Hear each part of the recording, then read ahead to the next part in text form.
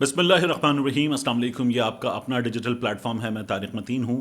میں نے سوچا بھی نہیں تھا کہ اس طرح سے ہوگا کہ آج جو میں چیزیں آپ کو بتا رہا ہوں یہ ہم پاکستان میں بتا رہے ہوں گے، یہ چیزیں ہم ڈسکس کر رہے ہوں گے۔ یہ سوچا بھی کسی نے نہیں تھا کہ ایک آرمی چیف کا ان کے عہدے کی مدت ملازمت ختم ہونے پر جانا، لوگ یوم نجات 29 نومبر اس طرح کے ٹرینڈز چلا رہے ہیں، لوگ اس طرح کے ٹرینڈز چلا رہے ہیں جن میں انہوں نے احتیاط کا دامن اپنے ہاتھ سے چھوڑ دیا۔ میں اس بات پر حیران ہوں کہ لوگوں نے احتیاط کا دامن چھوڑ دیا، کیونکہ پاکستان میں طاقتور شخصیات کے بارے میں بات کرتے ہو، سوشل میڈیا پر اگر آپ بات کر رہے ہیں تو یہ بہت قابل گرفت معاملہ ہے، لیکن لوگوں نے احتیاط کا دامن چھوڑ دیا۔ یہ بڑا حیران کن ہے کہ یہ کیوں ہوا ہے، اور جو ٹرینڈز ہیں ان کی ابھی میں بات کروں گا آپ سے۔ اس کے علاوہ شہباز شریف صاحب نے باقاعدہ سرکاری اعلامیے کے ساتھ نئے بوٹ پکڑ لیے ہیں، نیا برش پکڑ لیا ہے، نئی ذمہ داری پکڑ لی ہے سرکاری اعلامیے کے ساتھ، اس کی بھی بات کریں گے۔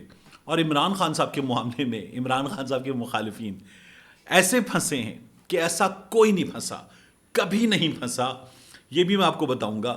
اور یہ لوگ جو عمران خان کو نکالنا چاہتے تھے یا اب عمران خان کو روکنے کے لیے زور لگا رہے ہیں، آپ ان کے جملے سنیں تو آپ کو حیرانی ہو کہ یہ کس قسم کی باتیں کر رہے ہیں۔ ابھی میں آپ کے سامنے یہ بھی تمام چیزیں رکھوں گا کہ عمران خان کو ان کے مخالفین کس طرح سے روک رہی ہے۔ اللہ رب العزت کے فیصلے، یہ اللہ رب العزت کی کرنی ہے جو ہمارے سامنے آ رہی ہے۔ یہ کیا ہو رہا ہے، اگر اب آپ کے سامنے جملے رکھوں تو آپ خود بھی حیران ہو کہ کیا کیا ہوا ہے۔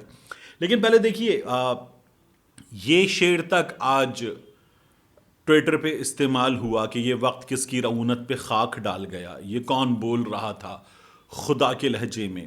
یہ بھی ہم نے دیکھا کہ یوم نجات 29 نومبر ہم نے لوگوں نے احتیاط کا دامن چھوڑا، ہم نے غدار کا لفظ استعمال ہوتے ہوئے دیکھا سوشل میڈیا پر ٹرینڈز میں۔ یہ بہت عجیب ہے، بہت حیران کن ہے، اس لیے کہ لوگوں کو اندازہ ہے کہ یہ قابل گرفت ہے اور وہ یہ سب کچھ کر رہے تھے۔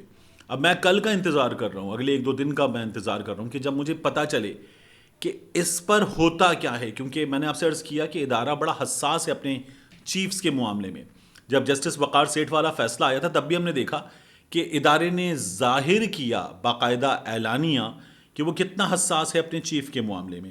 تو اب کیا ہوتا ہے ہمیں پتہ چلے گا، لیکن لوگوں نے بہت زیادہ دل کی بھڑاس نکالتے ہوئے اپنے غم و غصے کا اظہار کیا ہے، جو حیران کن ہے۔ لوگوں نے احتیاط کا دامن چھوڑا ہے، پریشان کن ہے، اور جنرل باجوہ صاحب کو لوگوں نے جس طرح سے رخصت کیا ہے وہ بہت عجیب ہے۔ ایک جنرل باجوہ صاحب نے جو خود خطاب کیا، اس خطاب میں انہوں نے یہ کہا کہ قابل فخر ہے، میں نے جن لوگوں سے جب کوئی بھی ڈیمانڈ کی ہے اپنی فوج سے تو انہوں نے لبیک کہتے ہوئے میں نے پسینہ مانگا، ان لوگوں نے خون دیا ہے، اور اس سے کون انکار کر سکتا ہے۔ لیکن جنرل باجوہ صاحب نے یہ بھی بتایا آج اپنے خطاب میں کہ وہ اب رخصت ہو رہے ہیں، اور انہوں نے کہا کہ ان کا فوج سے روحانی رابطہ جو ہے وہ قائم رہے گا۔ اب یہ جو انسان کا انسان سے یا انسان کا انسانوں سے روحانی رابطہ ہے، یہ کیسے قائم رہتا ہے؟ ہم عام طور پر علاج کرواتے ہیں جو جسمانی ہے تو ہم دوا کھاتے ہیں جسم میں اندر جاتی ہے، ہم انجیکشن لگاتے ہیں جسم میں اندر جاتا ہے، کٹ لگتا ہے جسم پہ لگتا ہے، یہ جسمانی علاج ہوتا ہے۔ جب دعا ہوتی ہے، کلام الہی پڑھا جاتا ہے، پھونکا جاتا ہے، تو یہ روحانی ہوتا ہے۔ تو ایک تو روحانی کی مثال ہمارے سامنے وہ ہے، تو جو دعاؤں میں ہوتے ہیں، بد دعاؤں میں ہوتے ہیں، وہ ایک روحانی رابطہ ہوتا ہے۔ جو دعاؤں میں نہیں ہوتے، مطلب جنرل باجوہ صاحب یہ کہہ رہے ہیں کہ اب ان کا روحانی رابطہ رہے گا، اور یہ فوج ڈیفینیٹلی ان کی دعاؤں میں رہے گی، اس فوج کے بیٹے، اس فوج کے اہلکار ان کی دعاؤں میں رہیں گے۔ And while wishing them all the best, he hopes for the best, کہ ان کو بھی جو ہے وہ اسی طرح سے نیک تمنائیں ادارے کی جانب سے ملیں گی۔ جنرل باجوہ صاحب نے یہ بات کی ہے، اور انہوں نے کہا کہ میں گمنامی کی زندگی جیوں گا۔ لوگ اس پر بھی سوال کر رہے ہیں، اور لوگوں کا یہ کہنا ہے کہ جنرل باجوہ صاحب نے اس ادارے کو اپنے 6 برس میں، یہ باقاعدہ طور پر سینئر رپورٹرز نے لکھا ہے کہ اس ادارے کو 6 برس میں متنازع کیا ہے۔ جنرل باجوہ صاحب نے دونوں کو شکایت، نون لیگ میاں نواز شریف نے شکایتیں کی، عمران خان صاحب نے شکایتیں کی، عمران خان صاحب کی جماعت نے کی، اور عمران خان صاحب کی جماعت نے تو بہت ٹکا کے کی، نون لیگ نے تو پھر پورے ادارے کو نشانہ بنایا تھا، یہ جو دہشت گردی ہے، اس طرح کے نعرے لگا کر سب کچھ کرتے ہوئے۔ عمران خان صاحب کی جماعت کی جو تنقید ہے وہ جنرل باجوہ اسپیسیفک تھی۔ 26 نومبر کو جب عمران خان صاحب نے تقریر کی تھی وہ بھی جنرل باجوہ اسپیسیفک تھی. ایک بات. دوسرا شہباز شریف صاحب نے یہ جو نیا برش پکڑا ہے میں آپ کو اس بارے میں بتانے جا رہا تھا. شہباز شریف صاحب نے جنرل سید عاصم منیر صاحب کو نئے آرمی چیف صاحب کو ٹیلی فون کیا ہے اور یہ سرکاری اعلامیہ بتا رہا ہوں میں آپ کو, یاد رکھیے گا سرکاری اعلامیہ. وہ یہ کہتے ہیں کہ فوج کو آپ جیسا سربراہ ملنا اللہ تعالیٰ کا خاص فضل ہے. وہ یہ کہتے ہیں کہ پاکستان آرمی کے سپہ سالار کا منصب سنبھالنا بڑا اعزاز ہے. پاک آرمی کو آپ جیسا پیشہ ورانہ قابلیت کا حامل سربراہ ملنا اللہ تعالیٰ کا خاص فضل ہے. ہمیں پورا یقین ہے کہ آپ کی قیادت میں آرمی کی پیشہ ورانہ صلاحیتوں اور دفاع وطن کی قوتوں میں مزید اضافہ ہوگا. آمین. مادر وطن کے تحفظ, سلامتی, دہشت گردی کے خاتمے سمیت سیکیورٹی چیلنجز سے نمٹنے میں اللہ تعالیٰ آپ کی مدد اور رہنمائی فرمائے. آمین. وطن عزیز کے دفاع, سلامتی اور تحفظ کے لیے ہمارا بھرپور تعاون آپ کو میسر رہے گا. دوسری جانب سے بھی شکریہ ادا کیا گیا ہے. لیکن آپ دیکھیے سرکاری اعلامیہ جب اتنا بتا رہا ہے کہ آپ بن گئے ہیں فوج کے سربراہ, یہ اللہ تعالیٰ کا خاص فضل ہے, تو اگر یہ سرکاری اعلامیہ بتا رہے تو پھر کہاں کہاں تک گئی ہوگی بات, کہاں کہاں تک شہباز شریف صاحب کی جانب سے تعریفیں گئی ہوں گی. کیا ایسا ہوتا ہے جب ایک پولیس چیف لگ جائے, آئی جی لگ جائے, اس بیچارے کو تو مبارکباد کا فون بھی نہیں جاتا, اور کیا چیف سیکرٹری ہو جائے کوئی شخص تو اس کو اس طرح کا فون جاتا ہے, اس کو بھی نہیں جاتا.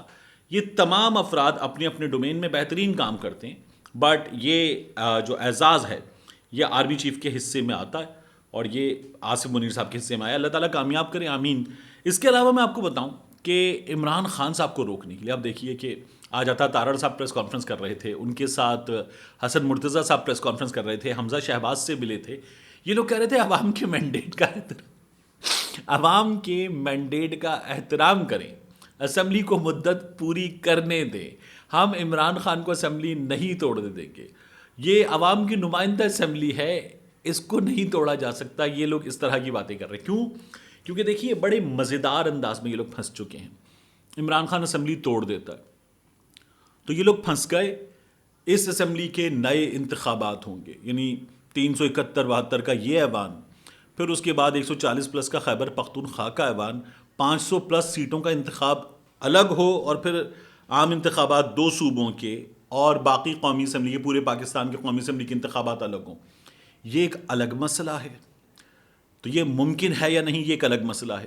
اور یہاں جس طرح کی عمران خان کی پاپولیرٹی ہے خیبر پختونخوا میں, تو سوال ہی پیدا نہیں ہوتا تو عمران خان کی حکومت بن جائے گی.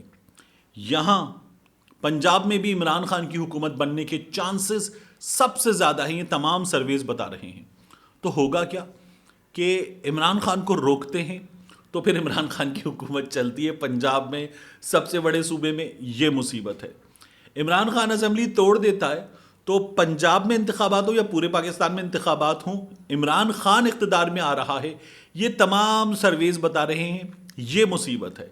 پورے پاکستان میں انتخاب نہیں کرواتے, الیکشن کمیشن کو آپ نے ساتھ ملایا ہوا ہے, پنجاب میں انتخاب کرواتے تو اب کیا ہوگا, پنجاب میں عمران خان حکمران بن جائے گا. اور جب پنجاب میں عمران خان حکمران بن جائے گا تو پنجاب کی حکومت, خیبر پختونخوا کی حکومت 5 برس کے لیے آ گئی. یہاں نگران حکومت نہیں ہوگی, مدت ہوگی 5 برس ان اسمبلیوں کی. اور پھر کیا ہوگا, پھر ہوگا یہ کہ جب عام انتخابات ہوں گے قومی اسمبلی کے پورے پنجاب میں, پورے پاکستان میں اور 2 صوبوں کے, تو پھر پنجاب میں اور خیبر پختونخوا میں حکمران کے طور پر موجود عمران خان ان لوگوں کے لیے کتنی بڑی مصیبت ہوگا. وہاں یہ حکمرانی کر رہے ہوں گے, ان کی حکومت ہوگی, نگران سیٹ اپ نہیں ہوگا 2 صوبوں میں, اور وہاں یہ لوگوں کے کام کر رہے ہوں گے, فنڈز ان کے پاس ہوں گے, یہ اپنی پوزیشن مضبوط کر چکے ہوں گے, مشینری ان کے ہاتھ میں ہوگی اور افسران ان کے ہاتھ میں ہوں گے. پھر کیا ہوگا؟